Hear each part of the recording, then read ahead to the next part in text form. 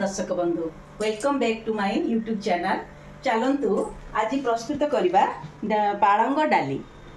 पालंग से मु पालंग नहीं जाइए जोटा कि गोटे बिड़ा ताकू मु भल से बाछी आ धोई देइछि एमती परिष्कार करी भल से धोई देइछि। आ डाली बसेवा पई गोटे कप एमती डाली गोटे छोट गिनारे लुण आउ टमाटो दुईटी बड़ बड़ टमाटो दुईटी काटी देइछि। गोटे छोट पियाज काटी देइछि। रसुण नहीं 10 रु 15 कोला जोटा को भल से छेची देवी। तापरे अल्प जीरा आउ अल्प सोरिष आउ गोटे डाली करबा पई गोटे चमच हळदी नहीं कि आम एमती डाली प्रस्तुत करवा। ताहले चलंतु प्रस्तुत करवा डाली। से पई मु 2 कप पानी नहीं जाइछि। तापरे अल्प हळदी गुंड दे देली। गोटे चमच लुण दे देली। तापरे ए डाली को धोई के आमे डाली प्रस्तुत करवा। एबे डाली बसई देली। आमे 2 की हुइसिल पे छाड़ी दबा। जेतो डाली हे जिवो तापरे गैस बंद कर दबा। हां मु वर्तमान तो डाली बसई देछि। जो पर्यंत डाली होउची से भितर आमे पालंग को एमती छोट छोट काटी दबा। पालंग तो जल्दी सिझी जाए। आ पालंग आयरन रे बहुत भरपूर। सेत पई ए शीत दिन रे जो बहुत भल रे मिलुची पालंग। चलंतु आमे पालंग रे प्रस्तुत करवा। एबे डाली हो सारानी गोटे जगह को ताकू नहीं जाइए। एबे आ अलगा गोटे पैन रे सोरिष तेल नहीं। तेल गरम हो गलानी। गोटे चमच सोरिष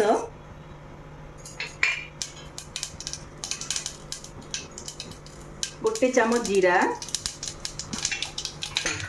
2टी सुखिला लंका पकई देली। तापरे अल्प हेंगु गोटे पियाज जो काटिकी रखी थी पकई देली।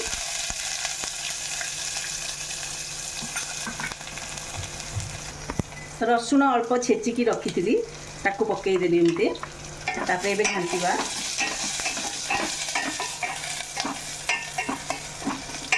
फ्लेम को लो मीडियम रखिबे।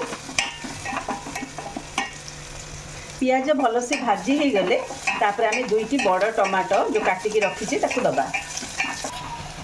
देखंतु रसुण और पियाज भल से भाजी हो गलानी। बहुत सुंदर बास्ना आसुची।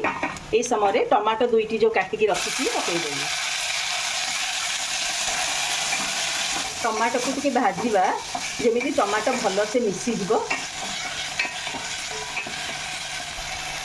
गोटे चमच लुण पकई देकी टिके आमे एमती घांटी की कभर कर दबा जेमती टमाटो भल से मिसी जिवो। देखंतु टमाटो भल से मिसी हो गलानी। ए समय आमे गोटे चमच सांबर मसाला पकई दबा जोटा कि आउरी बहुत स्वाद करिवो। बहुत भल लागिवो खाइबा पई। सांबर मसाला को गोटे 2 सेकंड पई भाजी दबा। तापरे आमे काटिकी जो रखी थे पालंग शाग देदेबा। गैस रो फ्लेम से लो टू मीडियम रखिए।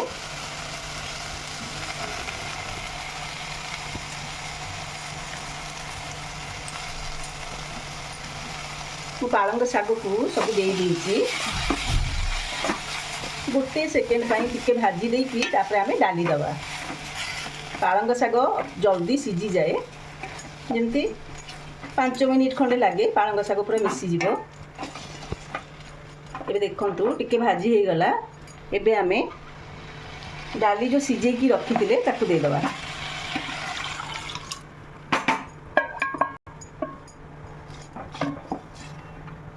एबे आमे पालंग शाग को अल्प समय सिझेबा पई छाड़ीबा। 5 मिनिट खंडे छाड़ी देले पूरा पालंग शाग भल से सिझी जीवो। तापरे आवश्यक अनुसार टिके गरम पानी दबा। ठंडा पानी जमारू दबानी स्वाद भल लागिबोनी। एबे 5 मिनिट घोड़े की छाड़ दबा। देखंतु एबे पालंग शाग पूरा सिझी गलानी। पूरा डाली रे मिसी गलानी। ए समय म टिके टेस्ट बैलेंस करिया पई अल्प गोटे पिंच भलिया चीनी दे दीची। एडा ऑप्शनल आपण चाहिले देई परिबे न देई परिबे। किंतु चीनी देले टेस्टा भल लगे। एबे पूरा हो गलानी। आउ टिके डाली जेहेतु टिके देखंतु टिके बहलिया लागुची मु आउ अल्प जस्ट पानी देली गरम पानी देली ठंडा पानी जमारू देबेनी गरम पानी देली ताकू तड़का लगेबा। एबे मु गोटे तड़का पैन बसई देछि जस्ट हाफ चामच सोरष तेल देली सेथिरे गोटे सुखिला लंका अल्प जीरा जेमती जीराटा फुटी जीवो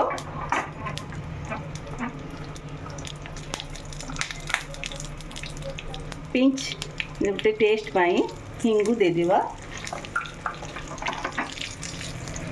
आउ कलर पाई काश्मीरी रेड मिर्ची दे देबा। देखंतु फुटी गलानी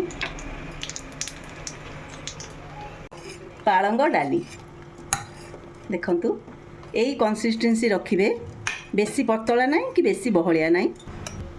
मो रेसिपी पालंग डालीटा केमती लागिला आपण कमेंट करी निश्चित जणाइबे। Till then thank you.